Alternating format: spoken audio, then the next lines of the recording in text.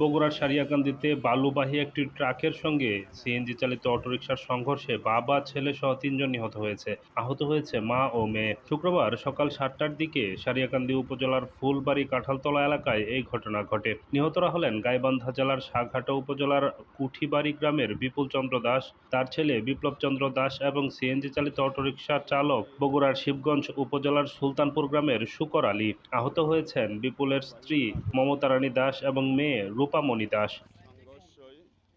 সারিয়াকান্দি থানার ভারপ্রাপ্ত কর্মকর্তা জানিয়েছেন, বিপুল চন্দ্র দাস পরিবারসহ ঢাকায় বসবাস করতেন। পূজার ছুটিতে পরিবারের সঙ্গে তিনি শ্বশুরবাড়ি যাচ্ছিলেন। শুক্রবার ভোরে ঢাকা থেকে বাসে বগুড়া এসে সেখান থেকে সিএনজি চালিত অটোরিকশায় করে সারিয়াকান্দি উপজেলার নারচি গ্রামে শ্বশুরবাড়ির উদ্দেশ্যে রওনা হন। পথিমধ্যে ফুলবাড়িয়া কাঁঠালতলা এলাকায় বিপরীত দিক থেকে আসা একটি বেপরোয়া গতির বালুর ট্রাকের সঙ্গে সিএনজির চালিত অটোরিকশার মুখোমুখি সংঘর্ষ হয়। এতে রিকশাটি দুমড়ে মুচড়ে যায়। ঘটনাস্থলেই মারা যায় শুকর আলী। পরে ফায়ার সার্ভিসের কর্মীরা আহত ৪ জনকে উদ্ধার করে বগুড়ার শহীদ জিয়াউর রহমান মেডিকেল কলেজ হাসপাতালে ভর্তি করে। সেখানে চিকিৎসাধীন অবস্থায় বিপুল ও তার ছেলে বিপ্লব মারা যায়।